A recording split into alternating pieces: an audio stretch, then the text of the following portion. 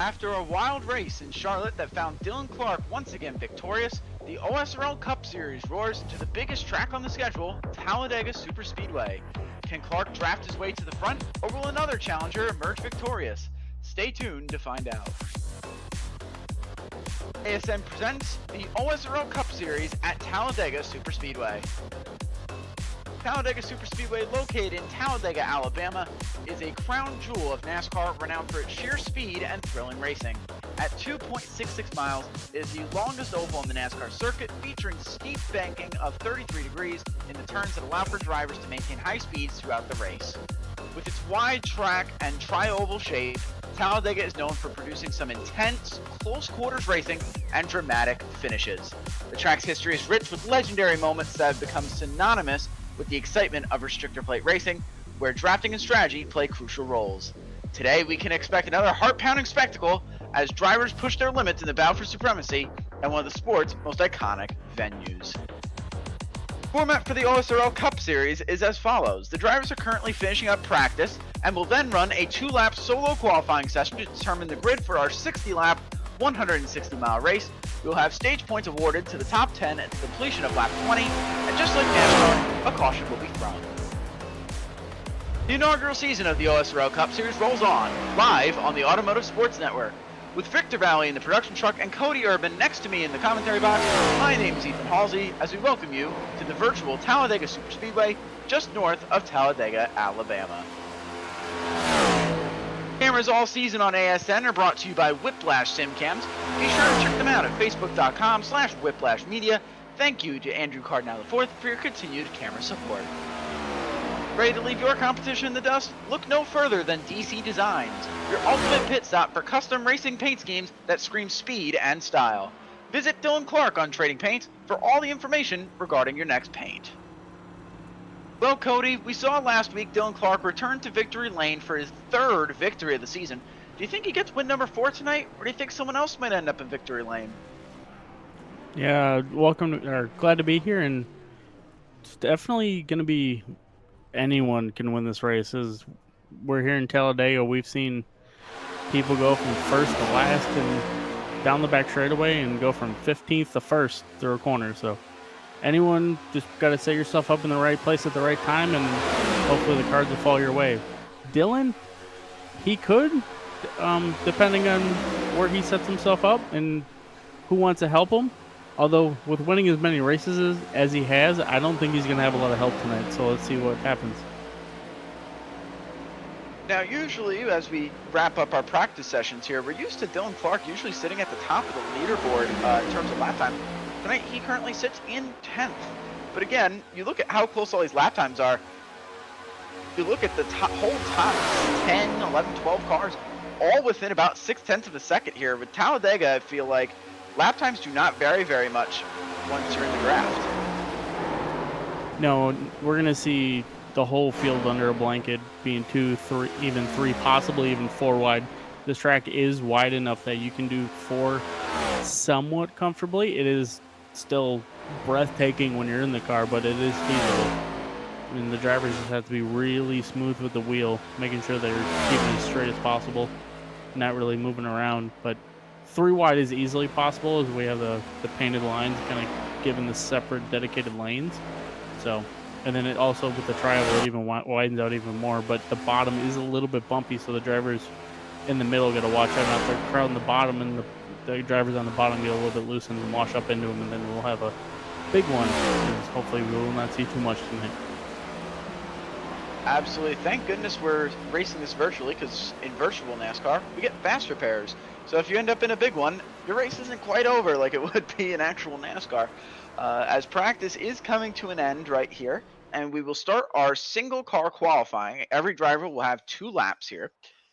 Now, Cody, I know sometimes with these plate tracks, the strategy is usually to bag the first lap by running around the high side of the racetrack to try to gain as much momentum as you can to get a really hot lap on the second lap. You think we're going to see that here tonight? We could. I think it's possible. The top line gives you a nice, good momentum boost, and then once you get to the bottom, run the shortest way around. There is a little bit of a trick here with super speedway qualifying. It's not It's very minor, but it does pay a little bit, so we'll see if anyone's able to do it. Right on board with the 15 of Christian Zarate. Now, he did finish as the fastest car in practice, a 49.054. Again, lap times seem to be pretty close around here. Usually, once you get in one big groove, you're all going to basically run essentially the same lap time. Now, something curious I do want to see it happens tonight as well, because I know we've seen it sometimes in the NASCAR, in the next gens. Back in 2011, NASCAR notoriously at plate tracks had massive amounts of bump drafting, where a car would line up behind in a kind of tandem draft and pull quite a ways away from the rest of the pack. I wonder, is that relatively feasible here in the sim as well, Cody? It is a little bit. These cars you're able to really push on the straightaways. The corners, they do get a little bit squirrely, so you have to watch out for that. But if you work with someone a good bit and kind of understand their tendencies and where they like to run, you're able to really push them and get a really good run. Now, curiously, we're watching along with our very own Josh Mertz here. I noticed in his first lap, he actually kept it on the bottom there. He did not ride around the high side. He's deciding to get a solid lap here on his first to try to get 2 good laps going. Yeah, not sure exactly what the plan is there. I have seen there's been a couple things with a couple of the setup shops kind of showing how to qualify a couple weeks or about a month ago when iRacing's main series were here. So wonder if we kind of watch one of those. Is Mertz here is the verdict. Josh Mertz, a 52.766. That was good enough for pole for about 2 seconds until Jeffrey Seymour just ran a 52.715. That is currently the provisional pole as the 9 of Jeffrey Seymour on the top of the board. He has really good lap time there. Really tight times too here. Top 2 with 52.7s. Although we have a bunch of drivers that came out late just so they can set times. So we'll see kind of where everyone stacks up here in a couple minutes. Goes Josh Mertz, comes out of turn 4 to take his checkered flag here as he'll cross the line on his final qualifying lap. Let's see what this puts him at compared to Jeffrey Seymour. And it is a 52.786, so not quite enough to top Jeffrey. Callie Haight in the 33 has moved up into the top 3 there briefly. And, well, isn't that a familiar face at the top of the speed charts? Dylan Clark is now back on provisional pole, a 52.706. That was his first lap that he clocked right there. That was his second, actually. That was his second, okay. Solid lap there for Dylan. He's it's him and Christian Zarate seem pretty quick in practice, so they're going to be, looks like side by side on the front row here, barring anything else. Anyone else? Christian's lap time, that was actually his first, so could be a possibility of him moving up as he's going through the trial at the moment. Coming through the tri-oval to the start-finish line. A 52.735, not quite enough there. A quicker time on lap 1. Odd to see, as everyone's mostly set their fastest on their second lap. So this is the 3 of Chris Wilkie, the EHM driver, coming right across the line. Looks like he had a solid lap there, 52.796. It's going to put him in the top 10. Another familiar face up at the front who's just gotten up there, Carson Burrows in the 12 car, now up to the top of the boards as well in the 4th position, 52.757. Now right along with June Gonzalez. Now, June is one that we're going to have to keep an eye out for. Is June and Vincent Sowers. Them two are 2 points separated coming into tonight. For the Vincent is the last one in the last position for the chase in the playoffs. And with that, that is the end of qualifying. Dylan Clark, even on the plate track, it does not phase him. He will get the pole position yet again. With a 52.706, was a couple thousandths ahead of Christian Zarate, who will be starting in second. With that, let's finish out the rest of the order as well. Jeffrey Seymour and Carson Burrows make up row 2. Max Ford and Josh Mertz make up row 3. Brianna Lavin and Gunther Gretzinger in row 4. Row 5, Callie Haight and Chris Wilkie.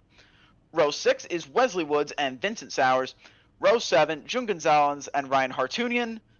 Row 8 is Pancho Olivias and Lucas Kasumi. Row 9 is Nicholas Fortini and Zachary Trevino. Row 10, Deegan Urquidez and Peter Hope. And rounding out the final row, in row 11, Aiden Cabarrubia and Casey Tomlinson.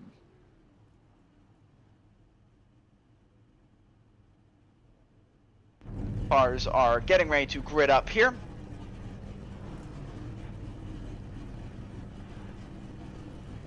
Interesting enough, it appears we are missing one from the session. Deegan Urquidez in the back, the 23 car, appears to not be in the session at the moment. So we'll see if he's able to come back by the time gridding starts.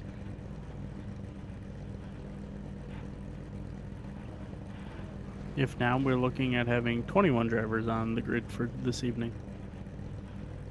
Nice field here for Talladega. You know, with Talladega, you always await the big one.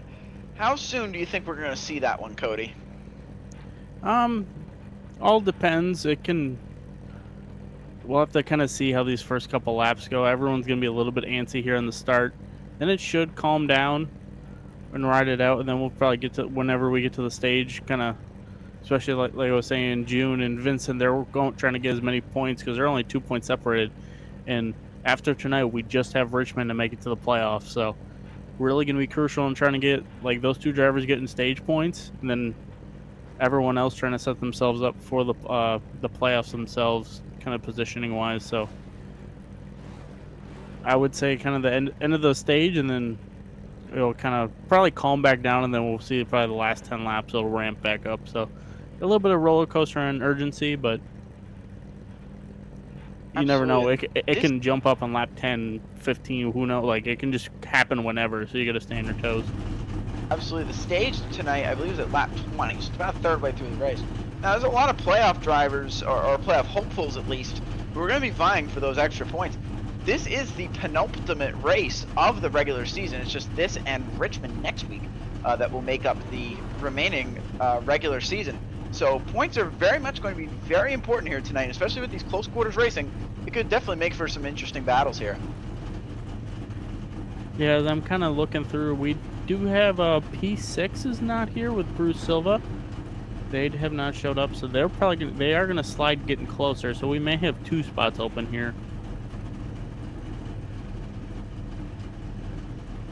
And it doesn't sound like they will be part of the playoffs, so that does actually open things up. So now let's slide back down to June. Will be our last one in at the moment, it looks like. Tyler Rush hasn't shown up. Clemens is not here tonight. Merritt hasn't. So Wilkie is our next one that's here.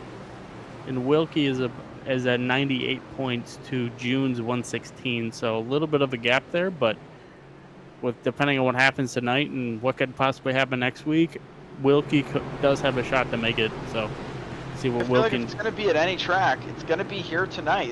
This track really does bring out the best of a lot of drivers, and notoriously brings out underdog winners. You know, so while Dylan Clark might be here on the pole, truly a Talladega race is anyone's race to win, first all the way to 21st. Absolutely, and we'll see some of the drivers that are kind of close to getting into the playoffs, maybe not, getting a little bit more urgent, a little bit more, because this may be their last shot to make it in the playoffs here. Absolutely, as we're rolling here down the backstretch.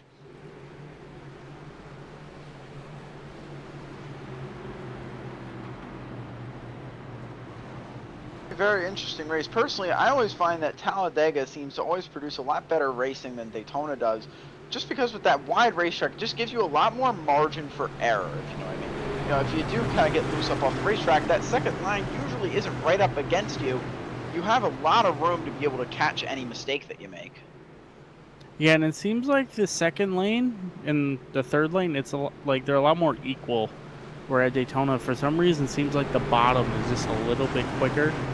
Everyone likes to merge down to the bottom, where here it seemed like from kind of what I've seen this season at least, it seems like that middle lane can get really rolling if you have like a good group of drivers in the center. That middle lane could be the most dominant lane tonight. As the pace car rolls off here, we get ready to fly the green flag here on the evening at Talladega. Start zone, and with that, the green flag will wave. We are green at Talladega. So we already have some cars moving all the way up by the wall. Interesting decision. That is the 2 of Josh Mertz. He appears to maybe dropping back here.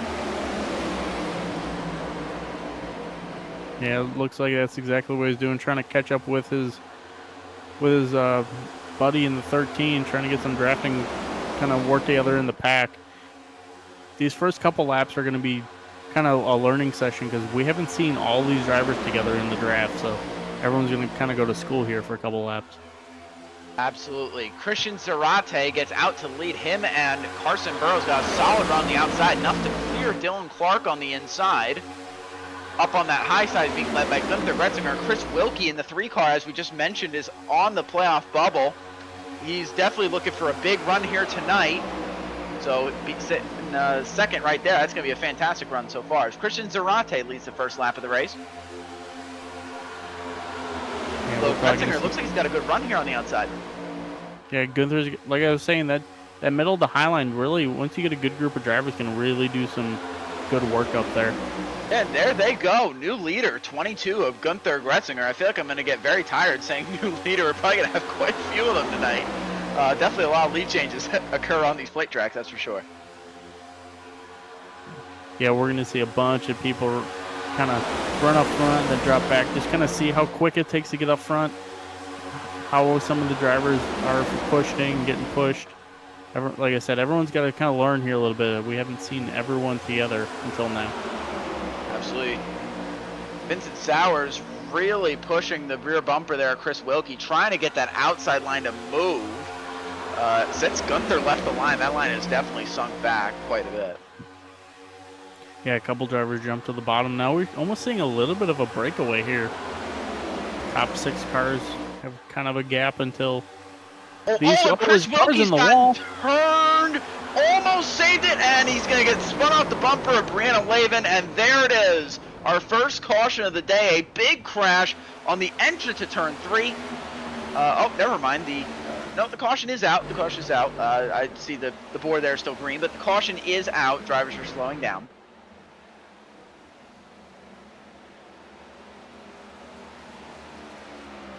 If we can get a replay of that, it looks like Chris Wilkie just got turned off the bumper of Vincent Sowers. I know Sowers was definitely trying to get that line moving, was really pushing him pretty aggressively there, and that likely was the cause of this. Yeah, it definitely seemed like as we got a replay here. Yeah, Vincent was trying to push, just got a little bit off the right rear quarter panel of him and just unfortunately turned Wilkie. And a bunch of cars unfortunately getting involved as well when Wilkie kind of bounced in the car in the apron and came right back up into the racetrack. You can see who's involved there. I think the 17 of Aiden Cobarubio's involved. I saw Casey Tomlinson in the 1 car involved. I also saw the 16 of Zachary Trevino involved. Leslie Woods in the 11 as well. Big damage on that 11 car. That is the 17, we already got him. There also was a pink car there involved. I'm not sure who that was. Might have been the 41 of Pancho Olivas. It was. Also with some sizable damage. Let's take a look at a replay yet again, see if we can get another look at this crash. There were a lot of cars involved here. So Wilkie gets turned in and then just can't get out of the way of Brianna Lavin there. And oof. And hard impact there with Chris Wilkie. I'm not sure I can see the number on that car. That car doesn't appear to have a number there, so I'm kind of curious to see who that was.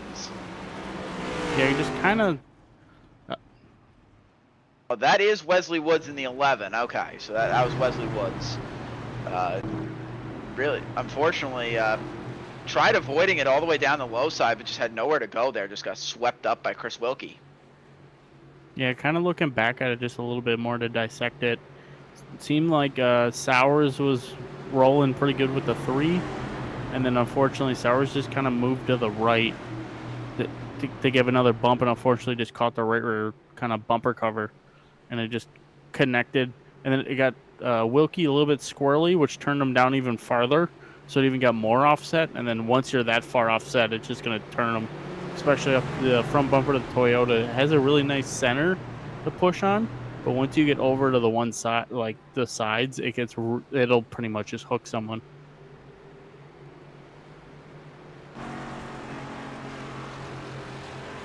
Yeah, as you can kind of see, Vincent's front bumper is a little bit darker, but yeah, you can see kind of right where the Toyota logo there in the Camry is nice and pretty square. Or as you can see in June also behind them, you can see it's pretty square, and then right off it pretty much rounds over. So you want to make sure you're having that right where it says Camry there up against them. If you're over kind of to the left or the right of that wording, you're going to unfortunately turn someone. So you got to make sure you're as square as possible. Now would be the perfect time to be able to get a telestrator up here in the booth, because I'd definitely be able to love to just circle that right there, really show all you guys at home where that damage is. But yeah, get some artwork done. But yeah, you can definitely see the damage there on Vincent Sowers in that beautiful Toyota Camry. That kind of hammerhead nose there that it has getting bent up. It looks like we have some strategy underway here. The 12 of Carson Burrows is pitted from 3rd place. Appears he is the only one to be pitting from 3rd place. So, well, see, this might be a little bit of an alternate strategy here for the 12 car. Yeah, just kind of seeing. I wonder if just throwing some fuel in just to get a little bit longer here. Not putting tires on it. We have seen with this next gen kind of the whole idea of trying to put less fuel in later, and so you have a shorter pit stops. I wonder if that's what he's thinking. He knows he has a fast enough car to drive through the field once we get back going, so I wonder if just maybe thinking, hey, let's throw some less fuel in for the final pit stop of the race, and maybe he can jump some more drivers.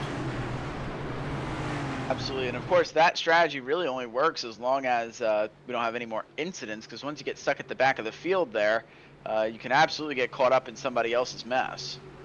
Yeah, as we saw with Joey Logano on Sunday with the Sonoma race, one of the fastest cars comes into pit, kind of throw a pretty decent strategy that probably would have won him the race, but unfortunately got caught up in someone's mess and then finished in the mid-20s. So yeah, it's kind of high risk, high reward. We'll see what happens.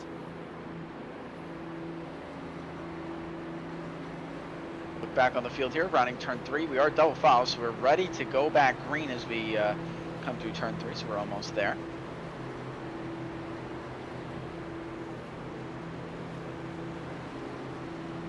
Retzinger and Christian Zarate on the front row here. Gunther was definitely quick in practice, had a decent qualifying lap, and just had a really great run that outside line. That's what got him up front. We'll see if he can hold on to that inside line here as well. Yeah, it seemed Deegan was really aggressive, but really able to maintain his line. And then once he was able to get up front, he just jumped to the bottom, and that bottom pulled away. So look for the 22 to be one of the dominant ones here today. As the pace car has come down pit road, we come to the restart zone to take the green flag. And with that, the green flag is out. We are back racing here at Talladega. Look at that. Wow, look at that start by the first 3 cars there. They really pulled away. Yeah, really good start by them. Vincent door to door. No, unfortunately, no help from Vincent, so Vincent's going to start falling here.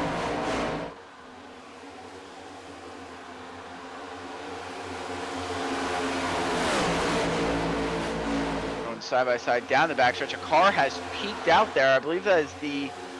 No, that is not the 23 It is the same color, but for those of you who are watching, that is not the 23. Today, that is the 55 of Lucas Kasumi on the outside line. He is not in the race tonight, so Lucas is running the colors. Just did a little number swap there on that. Yeah, not sure what happened to Deegan. We're gonna be 3 wide right here for the first time today. and Max able to kind of jump down to the bottom. Yeah, it sucks not having Deegan here. Hopefully he's with us next week at Richmond, but see if the 55 can help him out here. As those front four have checked out pretty well. Yeah, I believe when that 6 and Max Ford came down, I think the 67 of Peter Hope was letting him in, and that definitely slowed up that whole group there. It looks like they're kind of gaining some momentum now to come back, but all it takes is just that little checkup, and that whole front four just pulled away. We are starting to form like the Talladega Express there on the inside line. We start freight training around here. It does seem like the 5's pushing the 15 pretty hard, especially down that back straightaway. As we got a second lane kind of forming here with the 67, the 10, and the 34. Any line with that 34 Dylan Clark in is going to be a threat. Of course, he was the fastest car in qualifying, currently the points leader, 3 wins this season. I would absolutely want him on your bumper if I was any of these drivers. And here comes a couple more cars. The lead up front. Jeffrey Seymour rocketing around the outside, and they're around on the backstretch. The 55 of Lucas Kasumi and the 66 of Vincent Sowers come together on the backstretch and cause another big incident here on lap 10, or excuse me, lap 9. Oh man, that is the 17 caught up in an accident yet again. That is his second wreck he's been in. That's Aiden Covarubia in the 17 car. And the hood is up on that car. Thankfully, we can see, hopefully he can see past that, unlike Denny Hamlin at Sonoma. Yeah, might be able to, not 100% sure. Definitely not the best aero advantage. Absolutely not. I wonder if there's a cockpit view of that can show if you can see or not. I'd be curious to see if he's driving around the track blind. I'll say roof cam looks clear. See if we can get the cockpit view. No. Oh my goodness, yeah, I'm not sure if he can see through that. Oh, he definitely can't. Look at that, he is driving blind right there in the 17 car. Not sure if we can get a replay of that. That was a very interesting wreck.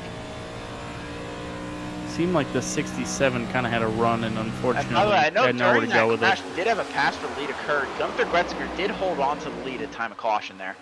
As we look at that crash, it looks like the 55 of Lucas Kasumi just got a little bit out of line there, and might have tried coming back down on somebody when he wasn't clear. That's what it looked like to me. Yeah, a little bit. Also, the 67 had a massive run right at the last second. Like the car really sped up all of a sudden. So I don't know if the 55 jumping out of line kind of sucked them up in that hole. The 67 had such a big run here. Yeah, we got a little bit of a view here.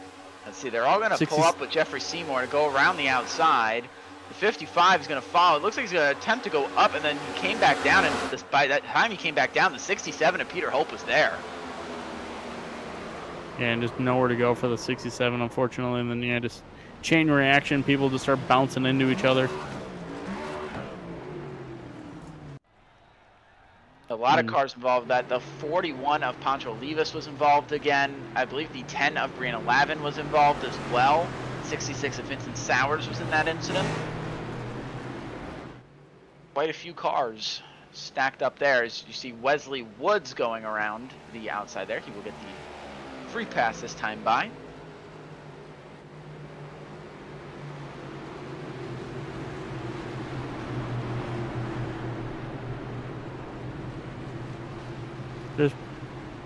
There is a pretty good view from the 2 car. We can possibly get that as well.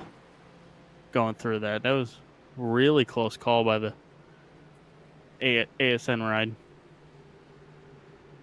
Our very own Josh Mertz may have been stuck in a little bit of trouble here. Let's see if we can take a look. Yeah, it looks like he's in right in the thick of this one. Right on board with him here. You see that 67 up there on the high side. It's this massive run on the 55 car.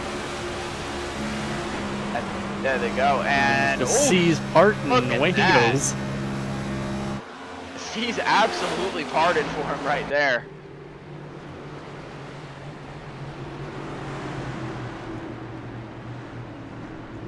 Great job to avoid that one. Now, interestingly enough, your points leader, the 34 Dylan Clark, did accumulate some minor damage in that one, a little bit of front-end damage. Let's see if he came down pit road and got it fixed or not. He has not. It does Doesn't not look seem like like he's still yeah, sitting I think 7th. he's still got some damage. So, might have fixed that. I definitely saw on the replay there. I think he got into the back of Vinny Sowers in the 66 and got a little bit of damage. So Yeah, we'll do some investigative journalism for it.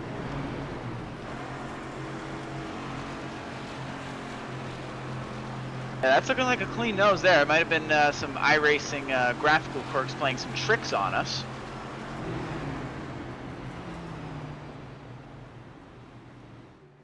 Yeah, now that I look at it, yeah, iRacing, it kind of punches in the nose for a second, and then it pops right back up. So, gotta love iRacing and some of the quirks. Well, Dylan is the points leader, so he's definitely got some good funding on that car. So he's invested in some bumpers that actually pop back out after they get damaged. He's got those karting front bumpers. Absolutely, yes. He's got the karting bumpers on the front end of that 34 car. He's got the karting sponsor too. That's perfect. I wonder if they made that front bumper. Although the one to look out for, unfortunately, the 66 of Sowers, their right front is kind of stuffed in a little bit. So, and with them being in that first wreck, I don't think they will be able to really. It'll be natural fixing, unfortunately, not a fast repair. Yeah, they've definitely been right in the thick of all the incidents tonight. Hopefully they can keep it clean for the remainder of the race here. I know just kind of being in the wrong place, wrong time, seemingly on the pass two.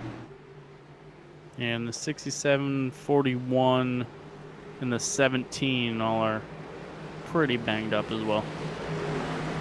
Pace car rolls off here. Get ready to take the green flag for our third restart of the race. And only 8 laps left in the first stage. The green flag is out once again at Talladega. The 22 Gunther Bretzner with a solid start, although it looks like some cars going up to the high side. Oh, that's the 2 of Josh Mertz out of line. A little bit of door banging there, got Mertz a little bit squirrely. Able to get back in line here though. That was big out of shape right there. As we're 3 wide in the back, the 66 of Vinny Sowers might have that front end damage, might be affecting them pretty bad here. It looks like they've been sinking to the back of the pack. Yeah, we'll see see if they can get in line and get some momentum going. Usually the damage really shows on the first lap, and then once you get rolling, it kind of evens out depending on how bad it is. So we'll have to give them a lap here.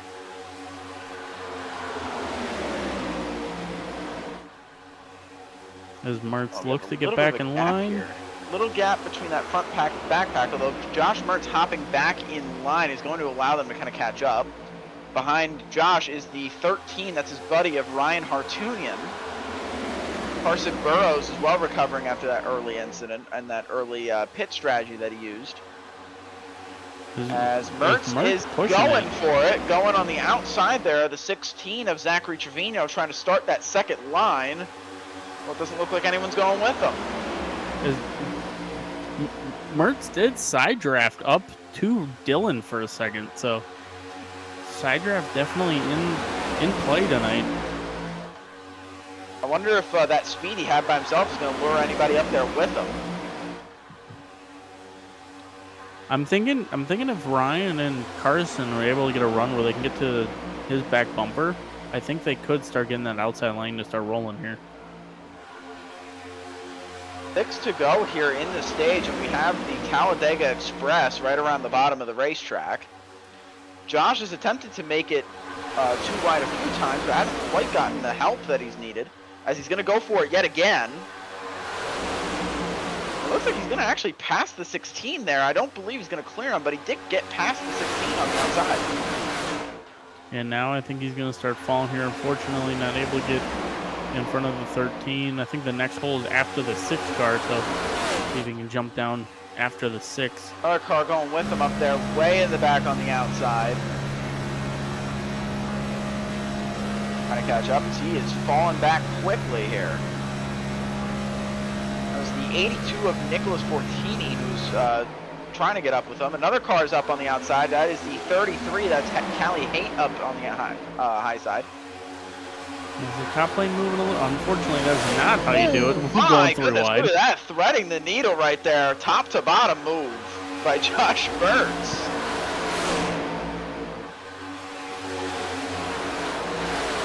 He's trying to do everything he can to get something going, just unfortunately not able to. As the top 9 set their fastest laps of the race this last lap. But once you get into the Talladega Express and no one's side drafting you, that really gives you some amazing lap times where you can really start rocketing away. Now, 2 cars have broken off the back of that pack.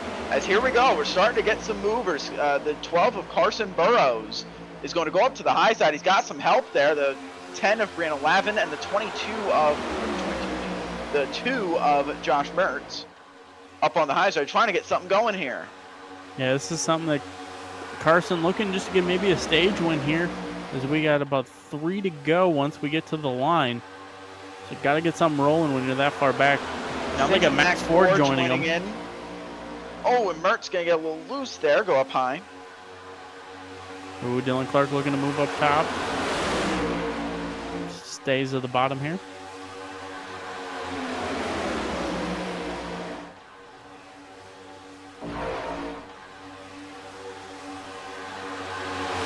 Now here comes Dylan. Move up.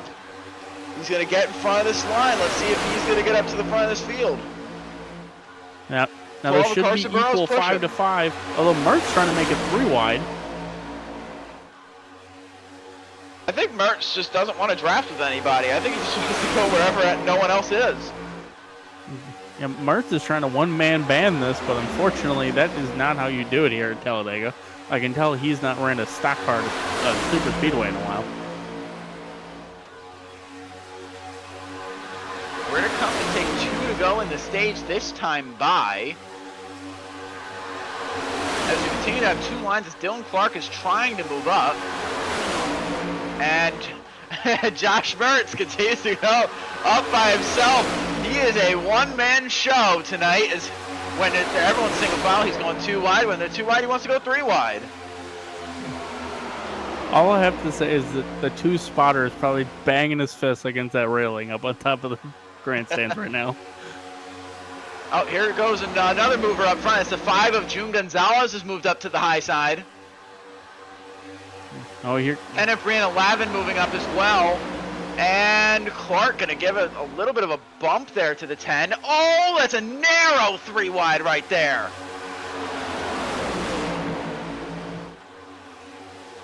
As we get the white here for the stage. This is definitely what Gunther needs. Those back 4 have moved off the back of the pack. It is a 7-car group here at the front. It's 5 of June Gonzalez up to the high side. Almost got bumped out of the way by the 9 of Jeffrey Seymour. Let's see if they have a run up there. Oh, that 12 of Burrows is all over the back bumper of Gonzalez. Ooh, oh, and there's a Seymour. car. Ooh, good save Saved there it. by Jeffrey Seymour to keep it straight. You know, we're side by side for the lead. Gunther Gretzinger has held on to the lead all night. And the 15 of Christian Zarate, who's going to get a solid run and go around the high side to take the lead. Does Carson Burrows have enough? Burrows going to go to the high side. Max Ford to the low side. 3 wide for the end of the stage win. And oh, they're going to collide. The 6 of Max Ford hits the apron, spins into the 15, and Gunther Gretzinger in the 22 will win the first stage. Was that for the stage win or for the end? It looked like it was for the race win there, but that was only the stage. We're only a third of the way through this one. That was just pure chaos for a stage win. My goodness, I knew it was going to turn ugly when the 6 of Max Ford did a top-to-bottom move to make it 3 wide in the tri-oval. And honestly, I thought Carson Burrows had it there. Yeah, Burrows Unfortunately, had him he here, and then didn't. here comes the 6 of Ford, goes all the way down the bottom of the racetrack. And I think he just hits the apron here, and yeah, it comes right up into the 15.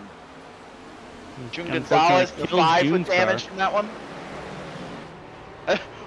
Look at Josh Burks threading the needle right there. I know the caution was already out, but boy, he slid the needle right there between Brianna Lavin in the 10 and June Gonzalez in the 5 at the start-finish line. Yeah, if this was the finish for him, he would have gained multiple positions. Oh, look at that. He would have been like P2. But unfortunately, it's not, because the field got frozen when the caution got thrown. Absolutely. Looks like everyone is, at least as of now, is still on the racetrack. Back in last in the 21st spot is Lucas Kasumi, 2 laps down, but he is on the racetrack. So I don't believe anyone's off the track here. Looks like, if my numbers serve me correct here, the 3 of Chris Wilkie should be getting the free pass this time by. All right, so while everyone comes in and do their pit stops, we're going to make our pit stop as well. Don't worry, you'll see everything here side by side. We'll be right back with more action from Talladega. You're so interesting. I love your browser history. I like that you're not hiding anything from me. By the way, nice IP address. I like your neighborhood. You are so special. This ad is just for you. I learned so many things from you. You are so generous. With your personal data. Switch on privacy, switch off trackers and viruses. Go to nordvpn.com. NordVPN. Safely be you.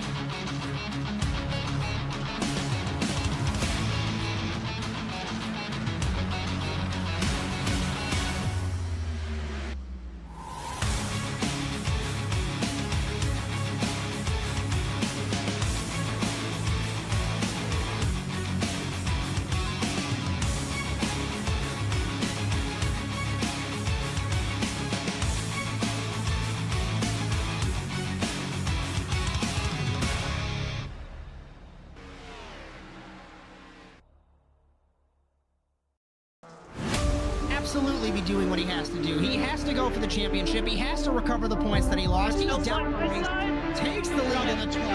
What a move.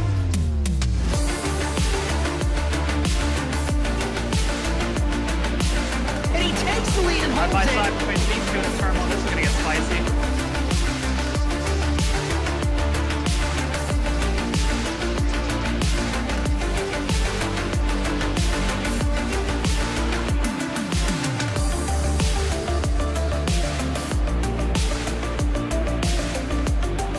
Turn one, over the jump to begin the first lap clock at the inside line. McLaughlin contact between them. They are still side by side. This opens the door for Wetz. He can't make anything happen.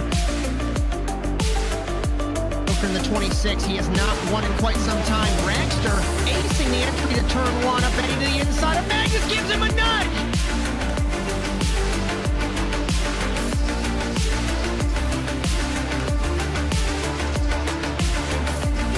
Grip strip on the inside, Phil. Wetz had a little bit better run, but looks like he's going to hold his spot.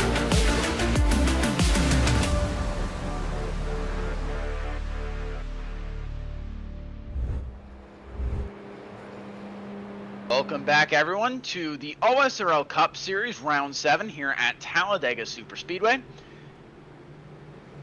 With Victor Vallee in the production truck and Cody Erdmann alongside me in the commentary booth, my name is Ethan Halsey. So welcome you back to Talladega. We had an eventful end of the stage at the end of Stage 1, and now we have a new leader. The 82 of Nicholas Fortini has stayed out at the stage break, and he's already going here. I'm not sure if that's legal. Look at this. This is stacking the whole field up, Cody. Yeah, not sure what that was all about. That was a very odd start as the 6 of Max 4 jumps out there. Hey, I guess he might not have been familiar with the start-finish line was here. We're going to see if... yeah, we're back under yellow. I think they might be re-racking him here and redoing that start. Yeah, race control not happy with that restart. But this also gives us some time to kind of go through some housekeeping.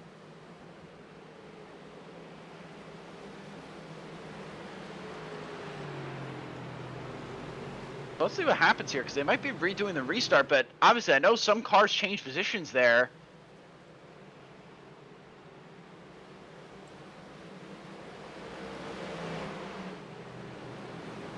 Yeah, that 82 car, as soon as the pace car came off, just immediately went there. And I guess he realized that it wasn't going green yet and slowed back down. That stacked the entire field. That was I don't think I've ever seen anything like that. And now race control has given the 82 an EOL, so we'll put the 82 to the rear of the field. Yeah, that was a great strategy play by the 82 to get track position. Unfortunately, yeah, pace car wasn't even on pit road. He started going. Look at that. Yeah, that's an old iRacing trick, but I think he would have even gotten a black flag for doing that because he passed the pace car before the green dropped. Like that was way too early.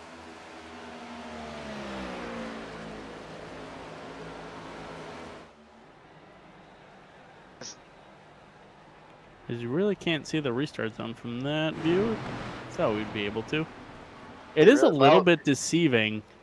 There's almost two restarts. There's like a Geico banner coming right after the pit entrance, right to your left, right there. As we're gonna see right to your left here. Oh, dang cameras. Oh, we're gonna lose a camera there. Oh, it's cool. And then, yeah, here's the actual restart zone. And he went. Yeah, it's kind of up on the right there. There's a little bit of a Geico banner, so I could see someone accidentally using that. But that's very that possible. was way before that.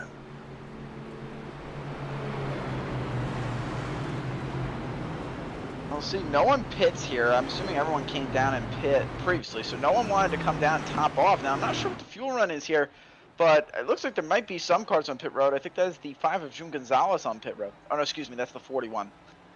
41 of Pancho Olivas coming off pit road, topping off on fuel. And probably getting a little bit of extra damage fix if they have any left. So a little bit of a re-rack here. And with that, while they're cruising down the backstretch, let's quickly run down some programming notes. The OSRL GT Series Season 5 is back.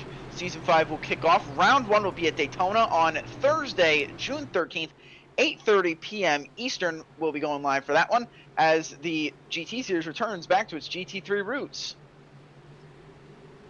And next Tuesday, you will be back here with us for Round 8, the regular season finale of the OSRL Cup Series at Richmond on June 18th. 8:25 Eastern will be going live. That'll be Victor Vallee, Cody Erdmann, and myself in the booth for that one. Definitely looking forward to Richmond. Should be a good race. Absolutely short track racing. We really haven't had any short tracks since Bristol earlier in the season. Richmond seems to be the cleanest one on iRacing, at least. I know Bristol is hit or miss. Martinsville is undrivable. So Richmond seems to be kind of the best short track for iRacing, in my opinion. Yeah, Martinsville can be a little bit sketchy. if you get a good group of drivers, it can be a fun race, but that's like trying to find a needle in a haystack sometimes. And I see, yeah, it looks like he was, I think he was gone before that Geico banner last Oh, time. yeah, he was way before. Here we go, and the green is back out. We are restarting correctly this time. The 6 of Max Ford leads us to the green flag here. That was a big jump there. I'm not sure if he's going to want that, as the 33 of Callie Haight, who started on the outside there, is going to get a push here from her teammate of Dylan Clark in the 34. Looks like she'll have a good run here and take the lead. And bottom line starting to surge back now. Got that 34 and the 9 and the 12 up top, though. Some really fast cars up there. Now the 22 as well. All right, 3 cars clear. The 9 of Jeffrey Seymour moves down, will bring the 34 and the 33 with him. 2 Violent Trout racing cars, running 1 and 2 at the front field.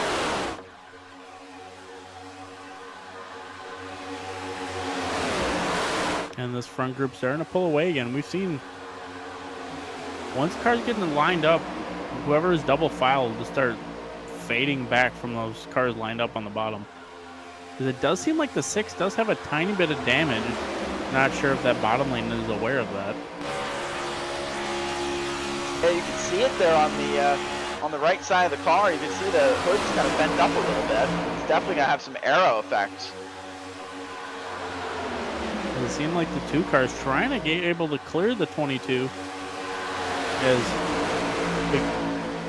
we kind of heard some radio chatter of what he was doing as he's trying to make the run, and he was told, Jesus told him to take every run possible, and we definitely have seen that. Absolutely, and God is telling him to take more runs. He's going to do it again here around the 6 of Max Ford. He's going to get some help here from the 22 Gunther Gradsinger, maybe. Although Gunther leaves him out to dry. Oh. Gunther juking him out there. Like, hey, I'm going to help you. Never mind. Thought about it. And now Mertz is going to push him, though. Now Josh is going to start pushing Gunther after Gunther left him out to dry. That's definitely a decision there. I'm sure if someone left me out to dry and they went up there, I would not be anywhere near them for the rest of the race. But that's just me. Although I wonder if Mertz did see that the 22 led like most of that first stage. It was like, hey, that's a pretty fast car. Might want to tag onto the back bumper and go to the front.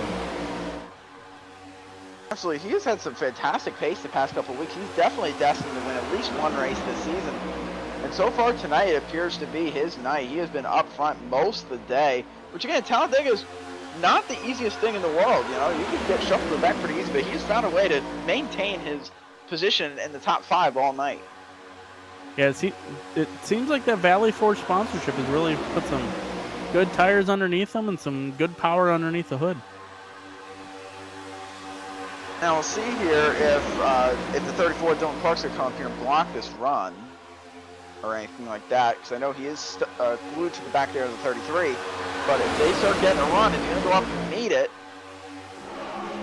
he's gonna cut in front, and it might. Oh, they're gonna get split 3 wide here. Oh, and here comes the 22 and the 2. Look at that, the 22 leads that lap, 3 wide there, and there's Josh Mertz. He's up to 2nd place after taking every run imaginable. He is right there. Oh, and we're playing bumper tag in the back. Ooh, everyone saved it, though. Great save. Burrows was sideways, and nobody's in the 34. And multiple drivers commenting about the intensity level here. Thing for, especially since we just crossed halfway in the race. I'm not sure if this is the time to be doing this. Yeah, not sure. Like, everyone's pushing the issue. The 2 goes to the lead here. Josh Mertz is going to go around the outside, and with the run that Jesus told him to take, is going to take the lead. As the fans are on their feet for the 2 car. He gets juked. 33 gets juked down to 33 back down to the inside. Callie Haight takes the lead. Here comes the 11 of Wesley Woods, that 3rd car on the inside. Remember in that first caution, he had some major damage to the front of that car. Gonna move up to the high side. See, is Mertz gonna make it 3 wide here, Cody? Not 100% sure. Definitely is going to have to get a run going, as we've seen. And he does have a tandem partner with the 13 behind him as, yep, here he goes down the middle. There it is! And curiously enough, Hartunian did not go with him there. He opted to stay with Wesley Woods. Although here comes Gunther jumping to the top lane. Here comes Gunther around the high side. Gonna take the lead away from Callie Haight. And the two of Josh Mertz now sitting in the second spot in that row. He's thinking about it. I honestly think the 2 and the 22 together is like the most dominant pairing. If them two get hooked up at the end, watch out. I think them two could drive right to the front.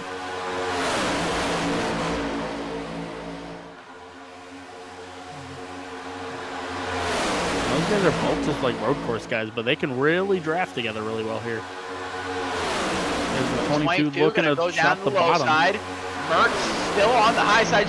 Side drafted a little too hard there. Makes contact with the 33. Callie Hayden makes a fantastic save in front of the field. Boy, I mean, the end of stage 1 was relatively intense, but it was not nearly this intense. As Mertz took over the lead, he actually led that lap there.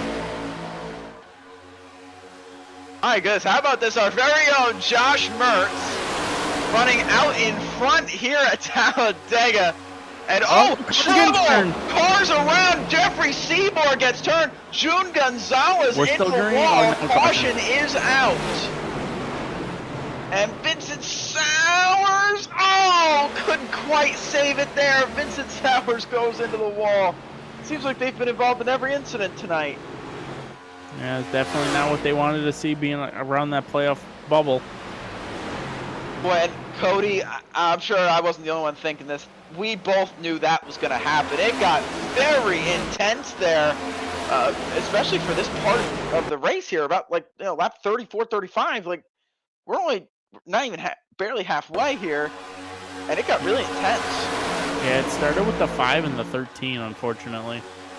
5 and 13 pushing, and unfortunately just kind of turned the 13 into the 9 and then drove them right up through kind of the middle of the track. I wonder if we have a fast repair counter. I believe Vincent Sowers might be the only one involved in that incident who does not have a fast repair left. I believe everyone else has not been involved in anything yet today, so they should be all right. I know they do have a fast repair. Look at that. I guess we have extras. They must have been saving it. Because there is only one fast repair, so yeah, they must have been turning that off and just taking the minor damage there. But I believe the 9 of Seymour hasn't been involved in any incidents tonight, nor has the 5 of June Gonzalez. So I think those two cars are all right in terms of fast repairs. And Cody Erdmann, look who's leading this race. The two of Josh Mertz. The beautiful ASN car. We'd love to see it here on ASN. Absolutely, giving ourselves a nice little sponsor plug at the front of the field.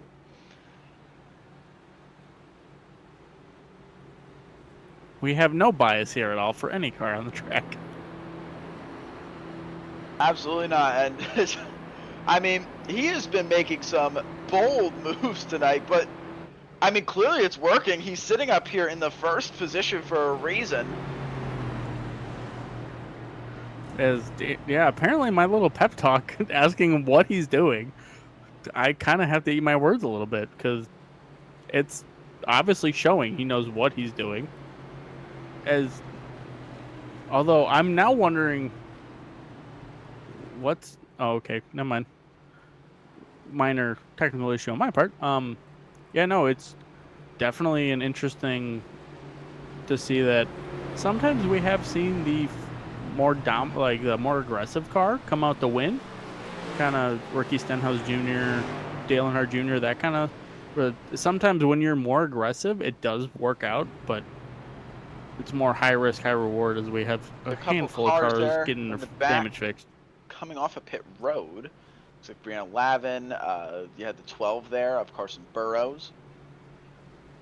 Callie Haight in the 33. Now, Callie Haight did have that big moment there on the front stretch. I'm not sure if she accumulated any damage from that.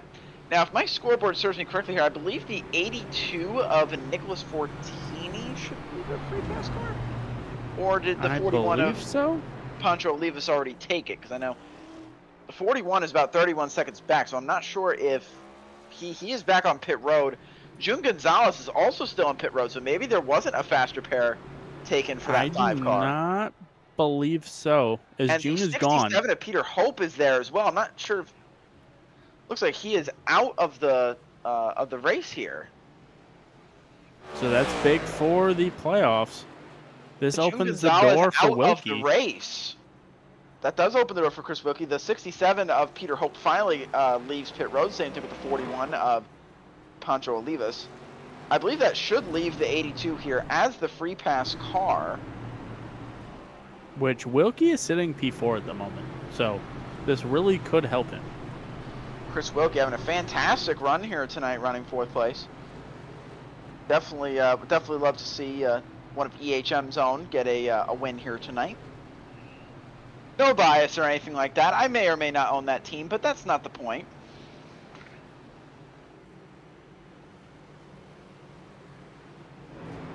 As we are Now the starting to 82 double is up here. going back to the back of the field here, so I guess he did not get the lucky dog. Might have accumulated an X there, possibly, and that probably voided that for him. Yeah, it's definitely possible. Although he was fairly far behind the field, so not I sure. believe he had. I know he got an EOL after that restart he had there. I believe he had another issue. He was slow on the backstretch at some point and ended up down pit road. So I believe he ran into some trouble. That's why he's a lap down now. As we look I at the front row. believe the reason why they're a lap down is they pitted, and then the caution came out and everybody drove by, so he would not be eligible for the lucky dog until now if another caution came out. Is in position. Him and the 55 of Lucas Kasumi are the only ones on track 1 lap down. We still have 20 cars here on the racetrack. The only one who is not is the 5 of June Gonzalez, who retired after that last crash there, which, again, could have some big championship implications. That 3 of Chris Wilkie is right there in the 4th position. Yeah, Wilkie needs to have a decent finish here, probably top 10, if not top 5. To really reel in June here, and then it'll be an all-out brawl for the final playoff spot. Pace car gets ready to pull off. Josh Mertz does not go yet, as he shouldn't. And don't go at this Geico sign coming up. Go after the next one. That is quite deceiving to have a Geico sign there, isn't it? Yeah, I honestly didn't even realize it was there until, like, what happened with the 82 of them. Like, oh, look, there's, like, add a Geico sign. As the green comes out, and the 2 of Josh Mertz, he is going all the way already. As I guess Jesus told him to take a big jump on that restart. And the 22 of Gunther Gretzinger, those two have been the tandem duo so far. They have been very fast when they lock bumpers. 3 of Chris Wilkie is hanging tough on the outside with some help from a heavy hitter in the 34, Dylan Clark. See if he's able to get a run up to the front. It looks like he will. Look at the 3 of Chris Wilkie with a big run down the backstretch, and we have a new leader for the first time this season. The 3 of Chris Wilkie finds himself out front. Yeah, the top 3 cars in that top lane just jumped Mertz. So just down the back straightaway, put Mertz from 1st to 4th. Now let's see if the 2 and the 22 can work together here to get back up there. Wilkie and Clark working together, and a driver who's been relatively underrated this race, sitting almost in the 3rd spot this entire race, has been that 9 of Jeffrey Seymour. As we talk to him, he's going to get passed by Josh Mertz, who of course is going to take that run. But Jeffrey Seymour has been running up front all night, even though he's running into some trouble. He's already back up in the 3rd again. He's got a fast car. Yeah, Seymour's been he's been a top 5 car most of the night. I don't think he's been shuffled back at all. As Clark goes up to the top lane. Yeah, Clark up to the high side. Mertz does not want to be wide. Look at this! Oh, that, I don't know about that move. That almost looked like a wreck right there. As I'm pretty sure that's the first time Mertz has lifted all night long. I would agree with that statement. As it looks like the 9 of Jeffrey Seymour got loose there and is losing spot. Now, if I remember, there goes Mertz down to the inside. It's a drag race to lead the lap. It looks like Clark led it. He did, just barely. Lavin gonna push Dylan Clark up to the front. And Lavin, will she be able to make a run? Callie Haight in the 33, after having that moment earlier, is back up front as well. Yeah, everyone's just shuffling around here. Seymour jumping to the bottom. I'll see if Gretzinger's outside Mertz here with the 5th row back. See if Gretzinger can get a run here on the top lane. The Talladega always seems to provide some amazing action. Even though we have 20 laps to go this time by, everyone is driving like there's 5 to go. Yeah, just everyone seems like they want to put themselves up front, but unfortunately, everyone else is getting a pretty good run as we got some cars kind of squirreling around here. Our cars moving around. That was the one of Casey Tomlinson in that bright purple and blue car back there who took a big slide up to the outside. Although that top lane's starting to form. They're pulling up to the side of Seymour. Ooh, really tight side drafting. And Brianna Lavin going to make a move for the lead here in the 10 car. Lavin to the outside. The 33 of Callie Haight going to stay with her teammate. Gunther Gretzinger, who's been dominant all night, he's going to be pushing the 10 of Lavin down the front stretch. Getting a little dicey there. And it looks like Lavin is going to lead lap. The 22 of Gunther Gretzinger right behind. Pancho Olivius in the 41 had a big moment in the back of the pack there. And it looks like the 6 of Max Ford thinking about making it 3 wide, and Josh Mertz thought better of it there. He looked like he was kind of on the quarter panel. As everything's starting to, a couple cars jumping to the bottom here. My goodness, Wesley Woods and Dylan Clark. Wesley Woods chopped the nose of Dylan Clark there.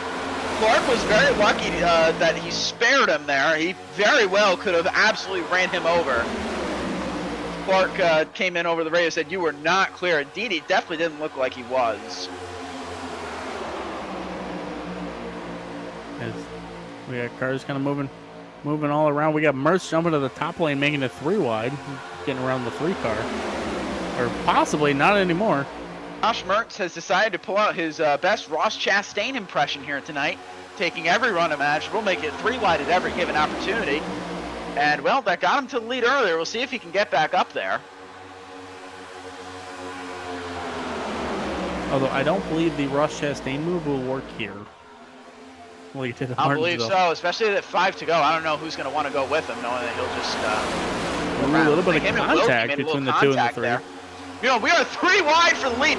Gunther Gretzinger says, "Enough with you, Brianna. I'm going to go take my own lead now." Around the outside, that's going to open up for Dylan Clark to lead, but that 22 has been the faster car. Did not want to wait a single second there behind the 10. Wanted to get some clean air on that nose. I'm going to hate to see what like 5 to go is going to be like, because this is just pure chaos. Absolutely. We're 3 wide, 2 rows deep in the back of this pack with about 15 or so laps to go. The intensity I thought it was intense at the end of stage 1. It is immensely ramped up seemingly every single lap. I agree. I do wonder what's going to be like 5 to go. Are we going to see 5 wide? Possibly. We could possibly see 5 wide. I think what's going to happen is we're going to see 4 wide, and then Josh Mertz is going to pull up to the very high side and make it 5. With a run powered by Jesus. Yes. As we're 3 wide again, that's the one of Casey Tomlinson on the high side. As trying to go around the 10 of Brianna Lavin. Ooh, that was close there. It looks like the 22 kind of made a hole for himself in front of the 67. Well, the 2 Violent Trout cars are leading this field. The 34 of Dylan Clark and the 33 of Callie Haight, as the 6 of Max Ford nearly has a moment there off the bumper of the 67 again. And Josh and Chris Wilkie have gone 3 wide, trying to get around this one of Casey Tomlinson, who's having a hard time holding his line there in the middle. Man, it seemed like the 17 kind of moved up. Oof. Car's getting really tight, getting really squirrely. That one car is not handling very well, it doesn't look like. It looks like a demon there on the track. Now they're losing the front pack here. They got to get single file real quick, although it looks like they're going double file now. The 10 of Brianna Lavin has decided to make a move.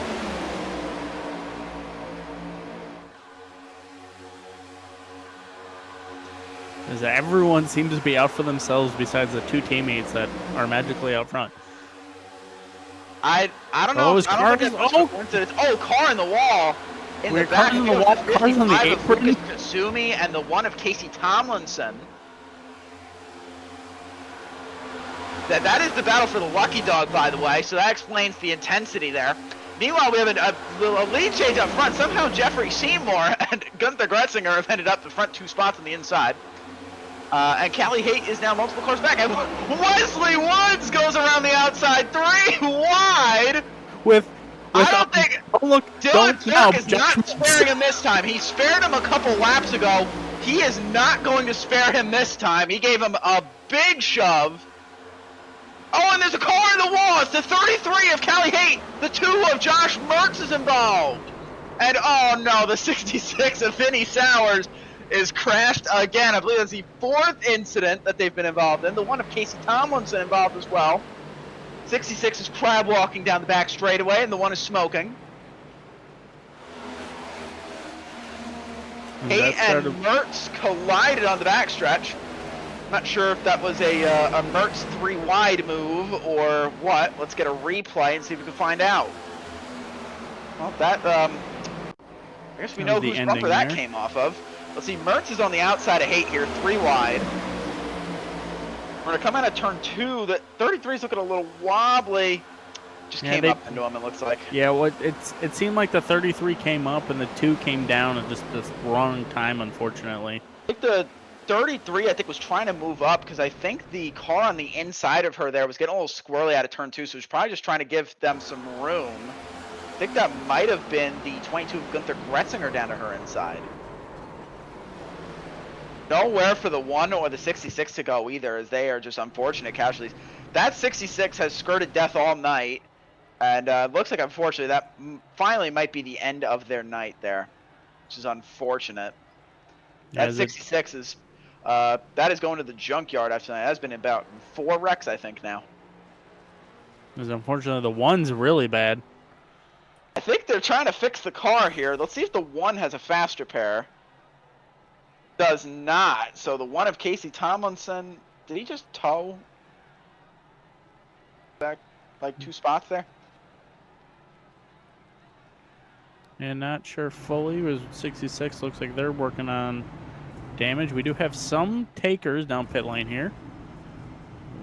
Woods, Gretzinger, Mertz. Mertz's nose is pushing, so they're going to have to use fast repair on that one for sure. Yeah, if I were the 66, I would honestly stay on track. Given the amount of laps left and the amount of people who've used fast repairs, it's certainly possible another wreck could happen a lap from now. Everyone destroys themselves, and then Sowers is able to pick up a bunch of spots here. Again, right on that playoff bubble, you need every point to count, so they are going to likely stay in this race here to try to pick up every last position.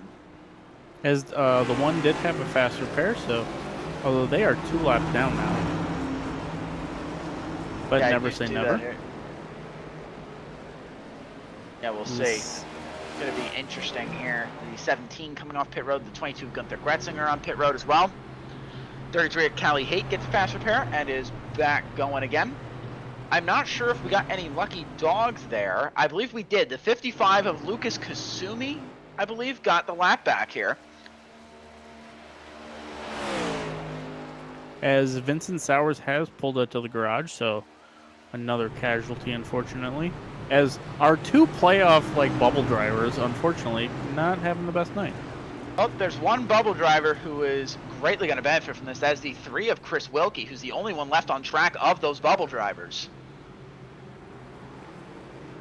Yeah, he's got a pretty clean car, so definitely put himself in a good position. Now let's see if we can execute here with, as we are looking probably about 10 to go when we get green is my Absolutely. estimate. A very clean EHM car, which is obviously very important. As a team owner, you always dread Talladega. It's usually usually an expensive endeavor fixing up the car, but thankfully he's kept it pretty clean here. Yeah, not sure who's all got a little bit of damage and who doesn't. Like I might need to spot a rear bumper back there, maybe a little bit of damage on that. But other than that, I'm glad I don't have to replace any other body panels on that car. Yeah, make sure you replace it and not fix it, because otherwise it's a 100-point penalty. You are right about that. I just knocked on wood to make sure that he stays that way for the remainder of the race. So, and with that, we were correct earlier. The 55 of Lucas Costumi has gotten himself back on the lead lap here in the 17th position. So there are 17 cars on the lead lap. You have a few cars a lap down. The 82 of Nicholas Fortini, the 1 of Casey Tomlinson as well, both a lap down. They'll be fighting for the free pass. As we re-rack them here, taking one more lap to go of this caution. We will be coming to 10 laps to go when we go back green, a 10-lap shootout. And Cody, we know how much the intensity has been. Do you think we're done with the wrecks just yet? Oh, absolutely not. We are going to crank this to 25 now. If that was 10, we're breaking it. Everyone's going to be out for themselves. We have 10 to go here. Pure chaos. Absolutely. Let's watch the chaos reign here, as on the front row is going to be the 9 of Jeffrey Seymour, who's been fast all night, running top 3 basically the entire race. And the 34 of Dylan Clark, who's had a little bit more of a roller coaster ride. He's been mostly in the top 10, but he's definitely fluctuated a lot of points throughout that. He just lost his teammate as well in the 33 of Kelly Haight, who's all the way back in the 16th position. So he lost his best friend there. And, you know, as we discussed pre-race, and we've seen it a few times during this race, he is the points leader. He's won 3 times this season. People have definitely not been jumping to help him necessarily. No, but the 34 is sitting in a pretty good spot. Yeah, like we've said, multiple wins, pretty locked into the playoffs with all those wins. Max So Ford he's on the apron. He's pretty much playing with house money in a way. Like, no matter what happens, like, it's just checkers or wreckers for him now. So, yeah, I'm not sure exactly what the 6 is doing. I wonder if trying to save a little bit of fuel just in case. Yeah, did not come in and pit that time by, likely doing some fuel saving. Probably anticipating some more yellows here as the pace car comes off. And we will take the green flag, likely not for the last time, but I guess we will see here. We can hope. So, which, speaking of hope, they are 5th. And here we go, taking the green flag here at Talladega. 10 laps to go after that pun. And the 34 is going to get a great run on the outside. What a push there from the 10 of Brianna Lavin to keep them side by side, even though that lane has no help whatsoever.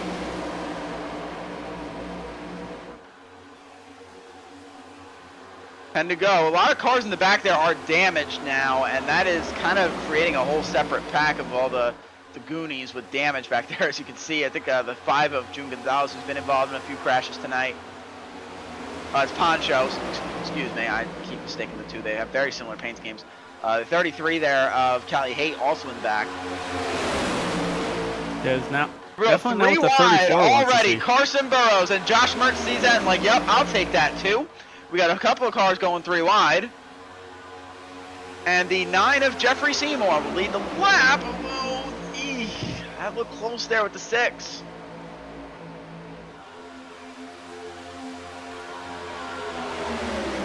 As Mertz now coming down the middle. A little bit of contact with Woods. Not sure what Woods was thinking there. That was almost 4 wide right there. Boy, those two next to each other. Those two have probably been the 2 most aggressive drivers all night. Put those 2 next to each other, it's going to be some kind of action there. Yeah, this 3 wide, though, is not helping them. Yep, now you can see them fading off the back bumper. On the inside of those 2 is the 17 of Aiden Covarrubia, who's just holding his line as best he can to prevent from getting tagged. Oh, they are losing the draft, so they definitely need to get that straightened out there. As the 12 of Carson Burrows is also going to take 3 wide between the 13 of Hartunian and the 3 of Wilkie. Wilkie smartly backs out of that one. And we are still 3 wide in the back. They have not sorted that out just yet. No one wants to give in. And they're getting even tighter as the front 5 are pulling away a little bit too here now. Looks like it. Let's see if this back group can stay together. We finally sorted out that 3 wide. The 17 finally backed out of that, realizing the other 2 were absolutely not going to. So we finally backed out. The 10 of Brianna Lavin leading that outside line with a little bit of a run here. Coming around the outside. Will anyone jump up to take it? 9 of Jeffrey Seymour opts not to, will stay behind the 34, but Carson Burrows decided he wants to move up fast.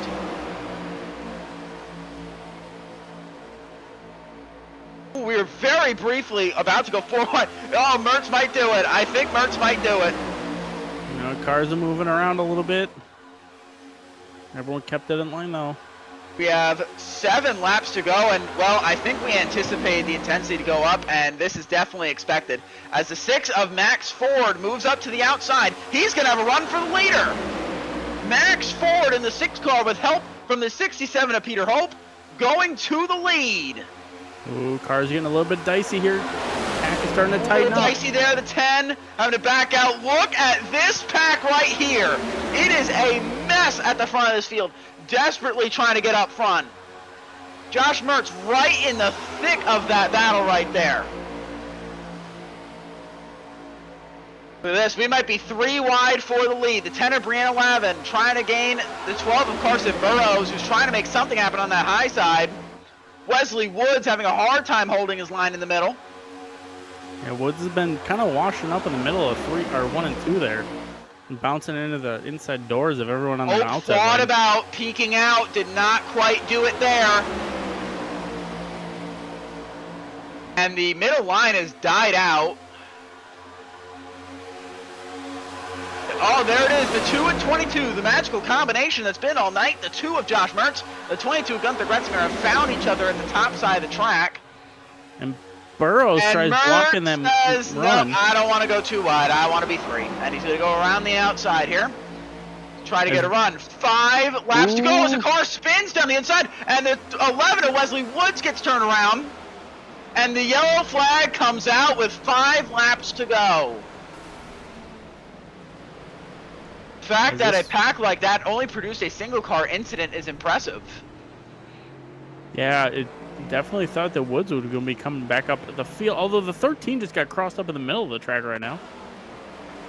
Now, if I had to guess, it looks like the 11 actually had nothing to do with that. I believe the 16 of Zach Trevino was the one who got put out of line in the first place. And the 11 just appeared to be an unfortunate casualty of that. Actually, you know what? The 11 might have been the one to put him out of place in the first place. Yeah, it was kind of just a checkup going off into 1. Yeah, big checkup here. Yeah, the 11 just does not check up at all. Turns. He hits the 22 of Gunther Gretzinger. Yeah. That's definitely a strategy for plate racing. If you see a checkup in front of you, definitely check up. Yeah. Yeah, as we've seen for most of our drivers, that you want to drive off the front bumper and kind of manage your gap. Although, we've also seen some drivers take every run, powered by Jesus. I just want to take a moment to bring up the poor soul that is Nicholas Fortini in the 82, who came to the green flag at the end of stage 1, jumped the restart, got in the yellow, had some issues. He is trying to gain the lucky dog at least 3 times now, and every time he keeps getting passed by someone else who goes a lap down. This time it is the 1 of Casey Tomlinson, who was involved in the last incident. Fell a lap down, stayed ahead of the 82, and is now getting the lucky dog. So this poor 82 car has not been able to get his lap back this entire stage.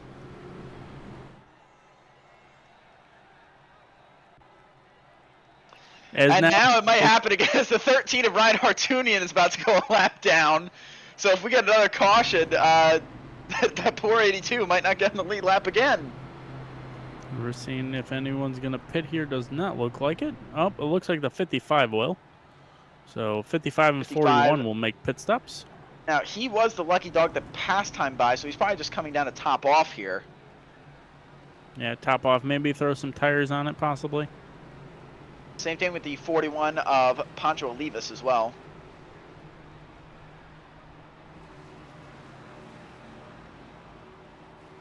As now we have 2 of our newcomers and front runners from last week, with Ford and Hope up front, 1 and 2. A very familiar face in third.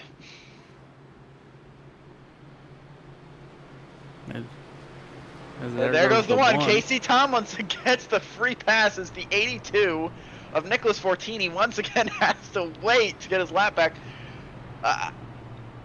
Unfortunate. Well, he was the only car 1 lap down until the 13 of Ryan Hartunian who's still on pit road. If he comes off here, we'll see. Well, they have to come back around one more time to lap him again. We'll see if he does get lapped again, though. Then the 82 will finally catch up here. Although timing and scoring does show Hartunian as 2 down now, as he's been sitting on pit lane for 3 minutes plus now. Oh, there we go. Mine is showing 1. That is my apologies. So the 82 finally has a chance. As we are probably going to get a green and white checkered here. I'm not sure exactly what the rule is for how many boy, we if get. we were intense with 30 to go, a green-white checkered is going to be out of control. Yeah, Max Ford on the apron again, attempting to continue to save fuel. We'll see. Will we have some fuel-saving troubles here at the end of this race? Now, just a friendly reminder, once we get to the white, it's official. We will race back to the line. So all we got to do is make that first lap. And then it's game time. Which the intensity has been tonight might be easier said than done. We'll see if we make it again. But yeah, I mean, look at this group at the front. You have Max Ford leading the race. Peter Hope, who, by the way, started this race 19th, is all the way up to 2nd. Dylan Clark in 3rd. Jeffrey Seymour and Carson Burrows round out the top 5. They have been up front all night. Really have been making a lot of great runs. The 15 of Christian Zarate, who's qualified up at the front, started up front. He's kind of been in the mid-pack now. He's right up there. And then the car to watch sits in 7th. The 2 of Josh Mertz, who has shown absolutely no mercy at all tonight, making big moves. So we'll see if he does anything here. You better believe if anyone's going to be making a 3, 4, 5 wide pass, it's going to be that 2 car.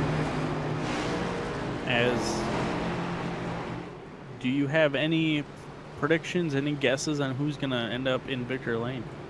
My goodness. I do a lot of plate racing.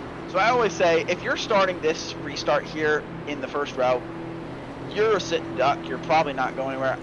Honestly, I want to give my pick to Jeffrey Seymour in that 9 car. He's been up front all night. He's in the top 3 yet again. I think if anyone's going to get it done, it's going to be that 9 car. What about you, Cody? I'm going to go a little bit farther back. I think Wilkie is sitting in the perfect spot. If he can kind of jump a couple cars on this first lap and sit kind of P5 and then let the chaos ensue, he probably kind of float through the center of a C parting wreck and end up in victory lane. So my pick will be I like that pick as well there, Cody. I like that pick as well.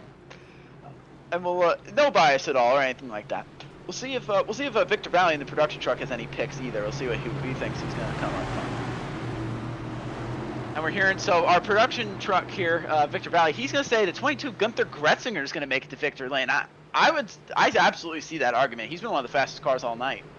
Yeah, he's been one of the most dominant, especially in that first stage, and then the second stage, it's been, I think, the wildest Talladega race I've seen in a very long time.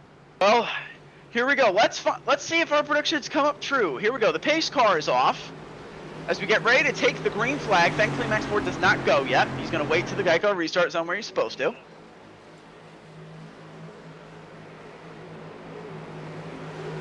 And boy, is your heart racing yet, Cody? I am now, as we are green. Here we go, green flag, green, white checker, 2 laps to go here at Talladega. Let's see what unfolds. Now remember, if we make it 1 lap around, the race will be official from there. And boy, look at this, Dyson. We're 4 wide already. They are beating and banging the 12 and the 22. And oh, they're crashing. There's a car sideways on the wall. And caution has come out. The 10 of Brianna Lavin is involved. That is Peter Hope in the 67 on his side, going all the way down the backstretch. Is he still stuck on the side? Got involved in that accident as well. As we'll have to get a replay of that going. Absolutely. We were looking at that 4 wide bow, and we turn around. Also, Peter Hope, we see the underside of his vehicle.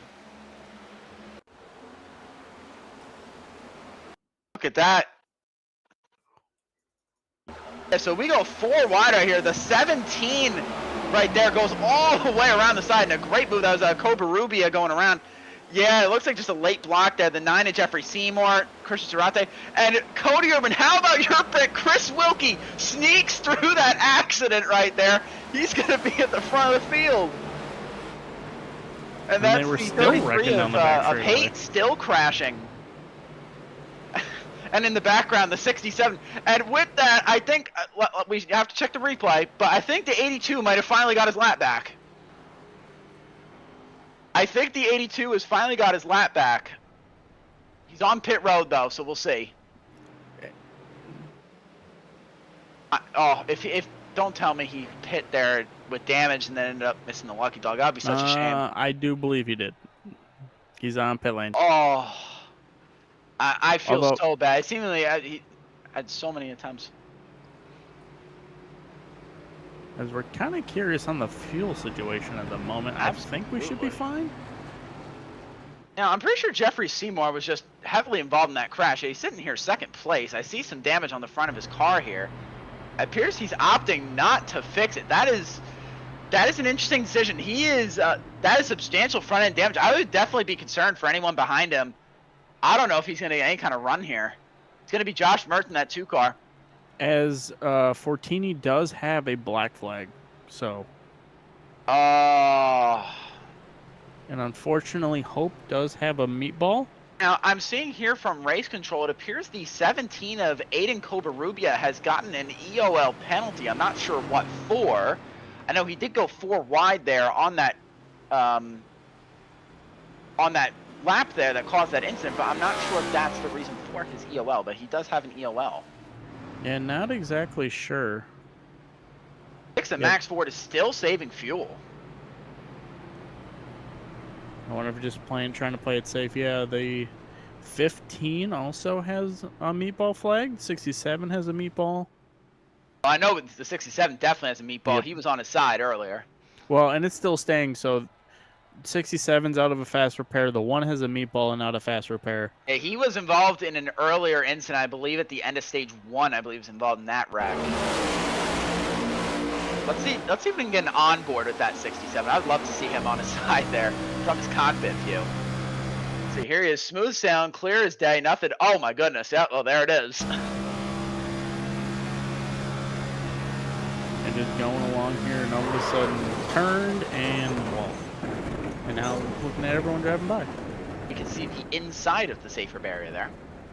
As everyone drives Also, by. honestly, since we're kind of taking a peek at some good replays, if we can watch Mertz get through that, I don't know what horseshoe he has, but he better hold on to it for the next Absolutely. 2 laps. Him and Chris Loki both threaded the needle through that crash and barely got through. And Mertz was a lot closer. We can get up on the roof cam possibly. Yeah, here we go. And all of a sudden, chaos ensues, and just squeezes by. How many times have we called a close call for Josh Mertz tonight? Seems like he has been in every incident. He's right by it, but he never gets damage. He is, like you said, I don't know what horseshoe he has tonight, but he better hang on to it. Yeah, we're watching on Wilkie here to see how close it was. Super close from both of them. And just to think, like, that millimeters is the difference of what Wilkie could have at getting into the playoffs. Absolutely, you're very right there.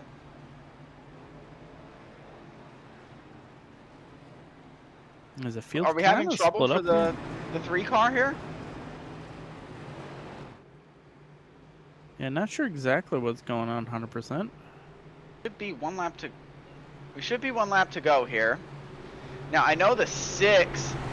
The 3 is hanging back because the 6, it appears, is on the apron still, trying to save as much fuel as possible. We're not sure how close he is, or if he's just trying to play it safe. Yeah, not 100% sure. Gosh, Which this just is our second looking at that 9 car there, Cody Erdmann. I am really questioning that decision to stay out with all that damage. That is a lot of damage right there. Yeah, that's gonna be a lot of damage. I think that's really gonna affect him. Now, I believe the 9 of Seymour already had an incident earlier, so maybe he's out of a fast repair, and that's why he's staying out? Could be. I mean, because he's got a parachute on the nose there. That nose is bent in. That is not going to be good aero for him. As this is our second of 3 green white checkered, so we can do this one more time, and then if we get to the last one, the next flag ends it no matter what. So we have, it appears, Let's take a look. I believe we have 14 cars on the lead lap. Nicholas Fortini is now 3 down, so he's unfortunately never quite was able to get his lap back. Still on pit road. He might be done here after getting involved in that last incident. Well, Cody, let's see. Here we go. Pace car is going to come down pit road. Our second attempt of green-white checker.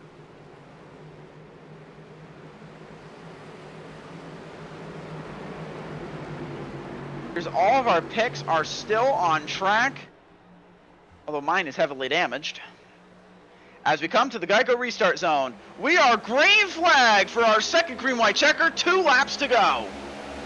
And look at that 9 car. You can tell he's got heavy damage as Josh Mertz makes quick work of him there. Yeah, as the 9's kind of dragging down that bottom lane backwards. Top 5 pulling away here a little bit. Oh, yeah, look at that. He is really dragging. It's going to be a 5-horse race at the front. Here comes Josh Mertz in the 2. It's a 5-car race right now up at the front. Max Ford, Dylan Clark, Chris Wilkie, Carson Burrows, and Josh Mertz. Wilkie out of line, trying to find something up at the high side there, as the back of this group is coming back up to the front. Dylan Clark with 3 wins on the season, sitting in the catbird seat right behind the 6 of Max Ford, and there's a car in the grass. It's Jeffrey Seymour. As we are green and we got white the white flag, 1 more lap to go. Dylan Clark on the outside will take the lead. 3 wide, 4 wide behind. Josh Mertz makes it 4 wide in the back. Dylan Clark with a huge gap up to the front. The 16 there on the outside, that's Zach Trevino. They're about to wreck. Oh, there's a wreck. Trevino has moved out front. No caution has come out yet. The 16 Trevino, Max Ford is spinning. A big crash on the backstretch. Still no caution. They're going to let him race to the end. Side by side coming out of turn 4.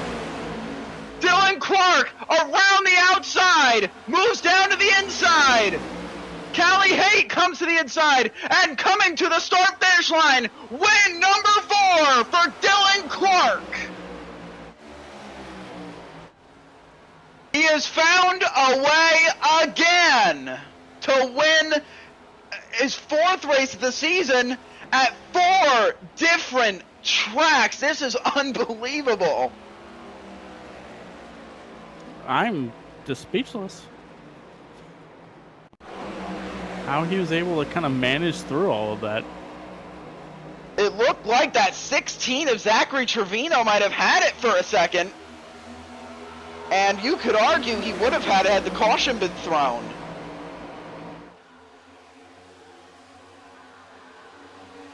My goodness, what a finish to that one. Violent Trout Racing, it's a 1-2 finish here tonight. Dylan Clark and Callie Haight, 1 and 2. Zachary Trevino comes home 3rd. Chris Wilkie 4th, and Gunther Gretzinger rounds out the top 5. And Josh Mertz ends up all the way in the back there at 9th. I'm assuming he got caught up in that late incident. Yeah, his cars were just bouncing around. 16 there, going down the inside. Yeah, the smart move here, I'd say the move of the race, is the 34 and yeah, it looks jumping. like that wreck there got caused by Wesley Woods making it 4 wide where there wasn't a lot of space. Chris Wilkie once again, maybe he has the horseshoe now because he just made it through another crash. And a dual burnout here for the 34 and the 33.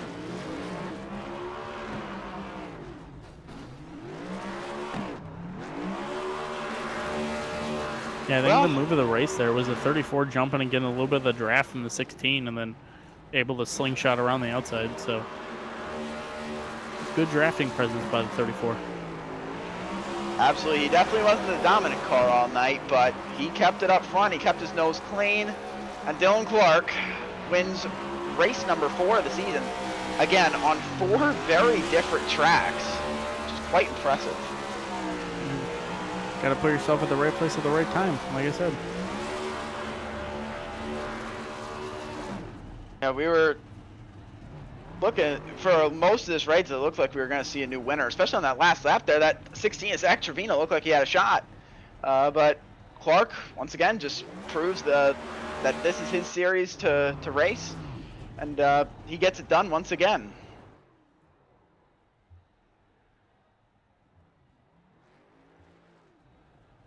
As he was able to clear him and get a massive run. Yeah, just pure chaos ensued behind him. Waiting room here, I don't believe. They appear to be in there. Oh, there's Dylan Clark in the waiting room. We'll see. So why don't we bring up our second place finisher, Callie Haight, first, and then we'll get to Dylan Clark.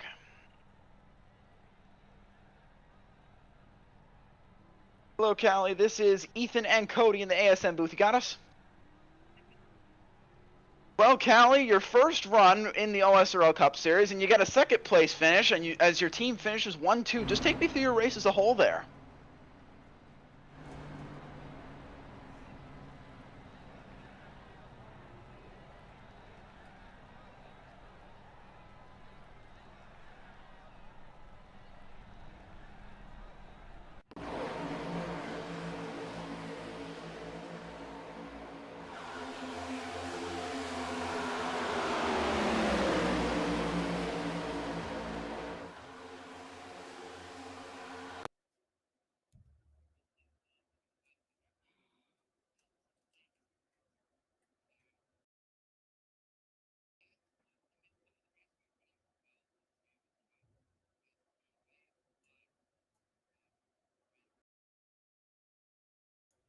Satisfactory drafting from other people in the field made it hard to maintain a strong presence at the front without a outside line forming and blown by us.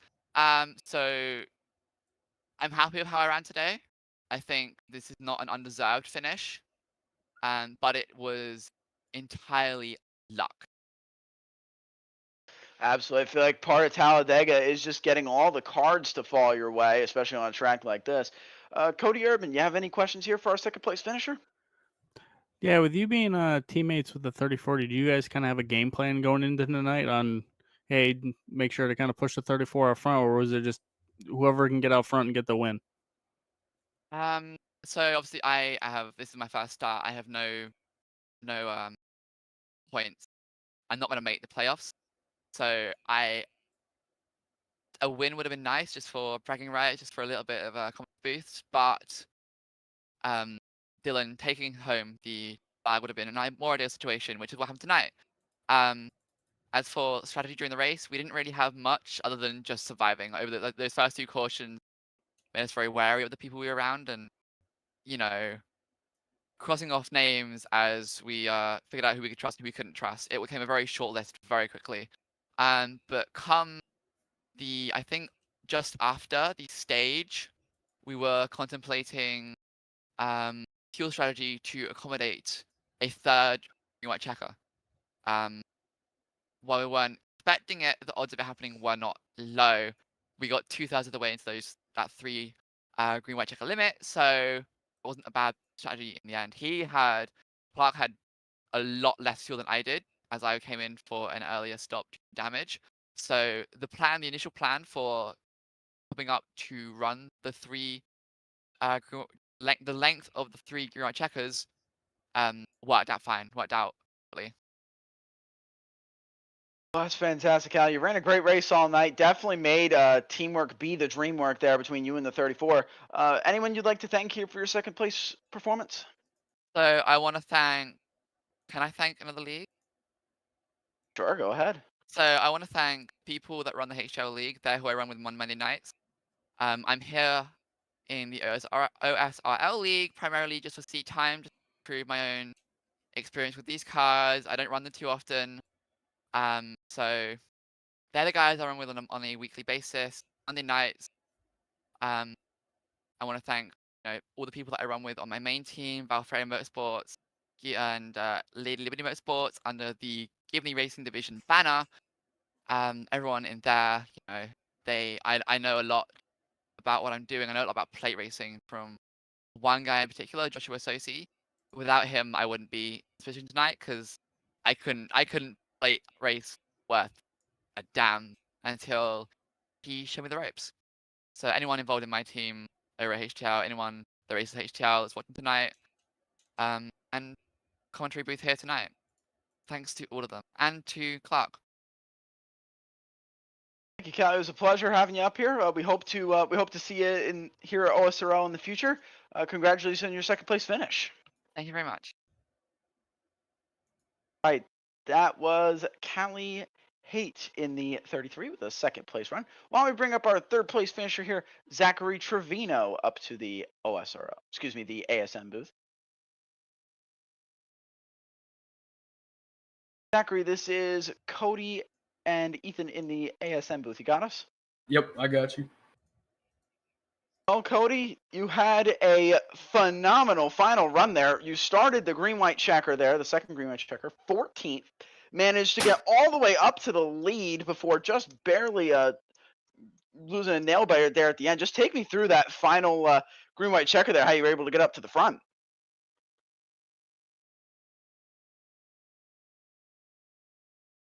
Are you talking to me or are you talking to Cody? Oh, I might have said Cody. I apologize if I did. Oh my goodness. Well, I'm sorry, Zach. Well, Zachary, so take me through that last green-white checker there. Oh yeah. Well, yeah, my teammates were both behind me. I let them know. I was like, hey, I'm going for it because I mean I'm in the back, so I got to go for it. And I didn't expect to get to the front there at all. And then they wrecked behind me. So I see that guy on the outside. He has a run. The guy that won the race. I tried side drafting him, but I thought I was like way too close. But I wasn't. I could have side drafted him harder. But yeah, it was a good race to the end. Thought I was gonna win that, but not. But yeah, props to him. Whoever won the race, I forgot his name. Yeah, Dylan Clark. Well, Dylan Clark won the race, and you definitely will learn not to forget his name because he wins every week. Cody, you got any questions here for our third place finisher? Yeah, first off, congratulations on getting P3. Kind of what was your thoughts there when once the seas parted and you were able to get there? Were you hoping to possibly side draft them, or once Dylan was able to get around you, were you kind of like, yeah, I'll just hold on to where I got? Yeah, when Dylan got around me, I was like, yeah, that might be it because of the run he had. So I didn't think I was going to catch up to him. I still tried, but yeah, I knew it was over after he passed me. But yeah, that's about it. Well, Zachary, we appreciate your coming up here. We appreciate your third place finish. Is there anyone you'd like to thank for your performance here tonight? Yeah, I want to thank my team owner, Chase George, Zarate, Ford, and Hoppy for helping me this race. Absolutely. Well, we hope to see you in OSRL more often here, Zachary. Hope to see you next week. Congratulations on your third place finish. Yep, thank you. All right, that was Zachary Trevino in the 16 car coming in third place. And let's bring up a familiar face to the ASM booth. Let's bring up Dylan Clark to the Dylan Clark podcast. Hello, Dylan. This is Ethan and Cody with the Dylan Clark podcast. You got us? I do. Well, we said last week that Talladega, was a crapshoot of a track, and you had a solid shot at racing, but certainly not as much of a shot as you had the other weeks. Well, here you are once again in victory lane for your fourth week in a row, seemingly, and you've won at basically every single discipline of track that we've been to this year. Just take me through your race as a whole as you managed to keep your nose clean. Yeah, you hit it nail on the spot right there. It's all about keeping the nose clean. If you can keep it clean, keep that fast repair in your pocket when you need it. I don't think I ended up using it, actually. Just keeping yourself in position, racing smart, and understanding when to go and when not to go. It's really helps keep everyone around you kind of calmer. And unfortunately, that didn't quite work out, as the broadcast so eloquently knows. But yeah, it's just keeping myself in a good position to strike at the end and keeping the car clean and avoiding all the wrecks. All right, well, Cody Erdmann, you have any questions for our fourth-time winner this season? Yeah, with coming in tonight with having the couple wins you had, were you just kind of pushing, not really worrying about where you finished, trying to just kind of checkers of records mentality, or did you kind of have a game plan coming in? I kind of had a game plan of kind of feel out the pack, see what they were going to do, whether they were going to be aggressive or kind of be more conservative. They were pretty aggressive. So I figured I need to be aggressive as well. So as long as I could keep my nose up front and keep it clean and away from the wrecks that happened behind, I felt like I gave myself a pretty good shot. And coming to the end there, I knew I got too big of a gap out front, so I kind of drug the brake, hoping to kill that run or kill that gap. But they were 3 wide, so they were going way slower than I was, and I just kept pulling away. I really thought my race was over at that point. When Trevino got past me, but luckily I got a big push from the 67 right before he got hooked, and then I was able to cut down and get in the draft of the 16 and ultimately get past him and go on to win. And that 67 car, that was the same 67 car that was sideways on the racetrack. I guess that's what happens when you have faster pairs.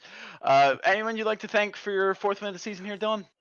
Yeah, main primary sponsor tonight, Tal Kart. Awesome kart shop in real life. Super fast karts. Italian Motors USA, Orpac, Therma-Tru Doors, Hayden Homes, everyone associated with my real life racing and sim racing. DC Designs for this awesome paint scheme that you see on the track. Does great work. $30. I know it's kind of steep, but great quality and really just great paints. And my parents for giving me this awesome sim rig. And you guys for putting on an awesome show every week. Thank you, Dylan. Go enjoy your 4th win, and and as a team owner, congratulations on your 1-2 finish that you had tonight as well. Oh, thank you. Yes, VTR, Violent Trout Racing. It's kind of a funky name, but yeah, first 1-2 of the season, and hoping to keep it rolling next week. Absolutely. Well, we'll see you next week, Dylan, for our season finale at Richmond. See you then. Hope to talk to you then too. You likely will. All right, that was Dylan Clark there, your race winner for the 4th time this season. An unbelievable amount of wins, being that we're not too far into this season. With that, let's start getting things kind of wrapped up here. Let's start just with some overall programming notes for the remainder of the week. The OSRL GT3 series returns. Season 5 will be kicking off this Thursday, June 13th at Daytona. We'll be going live at 8:30 Eastern this Thursday. And next week, you will see us for the season finale of the OSRL Cup Series, Round 8 at Richmond, June 18th. My regular season finale is not the end of the season. It's the end of the regular season. Richmond, June 18th, 8:25 Eastern. You'll be joined by Victor Vallee, Cody Erdmann, and myself as usual. Cameras all season on ASN are brought to you by Whiplash SimCams. Be sure to check them out at facebook.com/whiplashmedia. Thank you, Andrew Cardinale IV, for your continued camera support. Ready to leave your competition in the dust? Look no further than DC Designs, your ultimate pit stop for custom racing paint schemes that scream speed and style. Visit Dylan Clark on Trading Paints for all the information regarding your next paint. If you like what you see, be sure to like and subscribe to the Automotive Sports Network on Facebook, Instagram, TikTok, and YouTube, and ring the bell to be notified of our live streams on Sunday, Monday, Tuesday, and Thursday, along with our shorts, courtesy of Jess Rakowski. Well, Cody, let's get some final thoughts on the evening. Definitely a chaotic race. What did you think overall? Honestly, a little bit more chaotic in the middle of the race than I was expecting. I was kind of thinking everyone was gonna be nice and calm and chill, but everyone wanted to make the broadcast apparently. So, but overall, really good racing, really good show that everyone put on. Looking forward to going on to Richmond and watching that last playoff spot battle. We'll have to wait and see what the points shake out, and we'll make sure we keep you guys updated throughout that whole race once we get to Richmond. But I think definitely looking forward to going back to some good short track racing and see what everyone can do. Absolutely, a fantastic action-packed race here tonight. Richmond is definitely going to be very much of a different beast, in my opinion. One of the only short tracks on iRacing that really is drivable with any amount of drivers that you put together, especially for the NASCAR tracks anyway. Should be a fantastic season finale where we'll see if Dylan Clark can get his 5th win of the season, or if we can finally get a new winner up here. So with that, the checkered flag falls on the evening. From all of us at the Automotive Sports Network, from Jess Rakowski, Victor Vallee, Jared Lott, Chad Irvine, Philip Kraus, Justin Robichaux, Cody Erdmann, James Watson, Brian Sawyer, and Josh Mertz. My name is Ethan Halsey. We hope you enjoyed today's coverage of the OSRL Cup Series tonight from Talladega. We congratulate our winner, Dylan Clark, on his 4th win of the season. And until next time, so long, everyone.